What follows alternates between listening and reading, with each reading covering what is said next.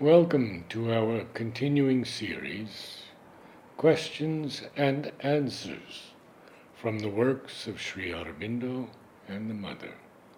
Today, Bliss, Part 6, from Sri Aurobindo. There is possible a realistic as well as an illusionist Advaita.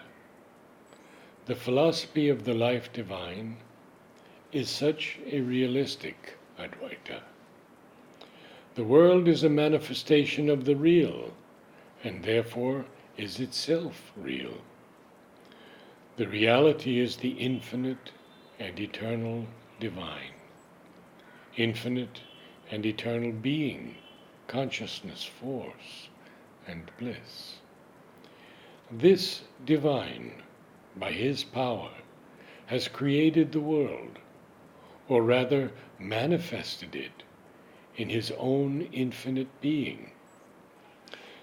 But here, in the material world, or at its basis, he has hidden himself in what seem to be his opposites: non-being, inconscience, and insentience.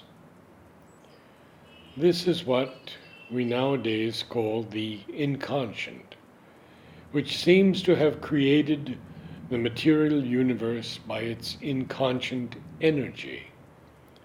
But this is only an appearance. For we find in the end that all the dispositions of the world can only have been arranged by the working of a supreme secret intelligence. The being which is hidden in what seems to be an inconscient void emerges in the world, first in matter, then in life, then in mind, and finally as the spirit.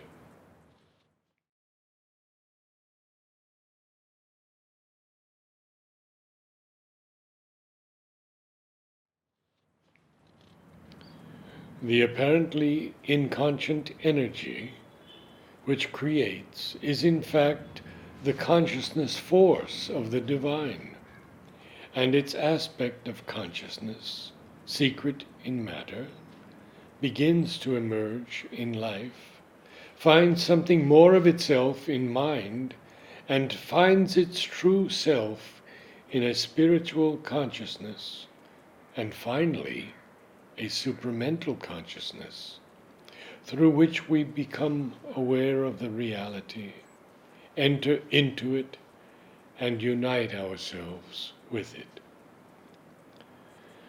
This is what we call evolution, which is an evolution of consciousness and an evolution of the spirit in things, and only outwardly an evolution of species.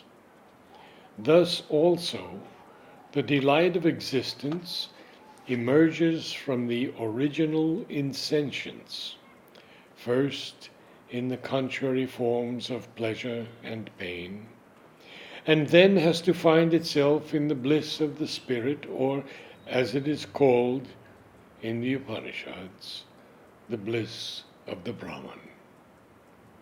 That is the central idea in the explanation of the universe put forward in the life divine.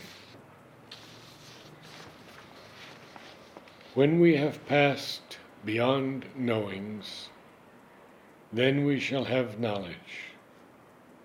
Reason was the helper. Reason is the bar.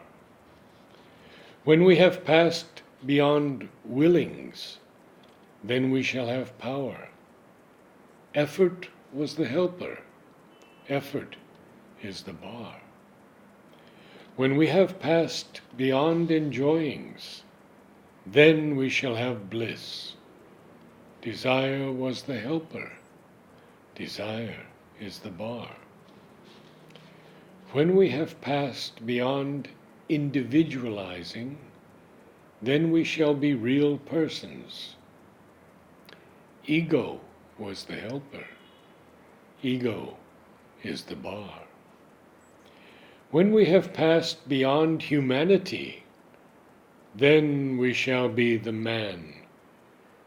The animal was the helper. The animal is the bar. Transform reason into ordered intuition.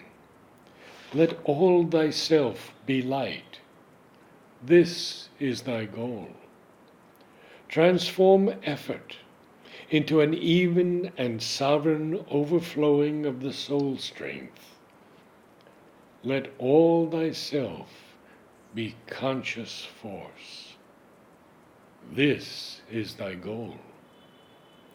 Transform enjoying into an even and objectless ecstasy. Let all thyself be bliss. This is thy goal. Transform the divided individual into the world personality. Let all thyself be the divine. This is thy goal. Transform the animal into the driver of the herds. Let all thyself be Krishna. This is thy goal. Namaste.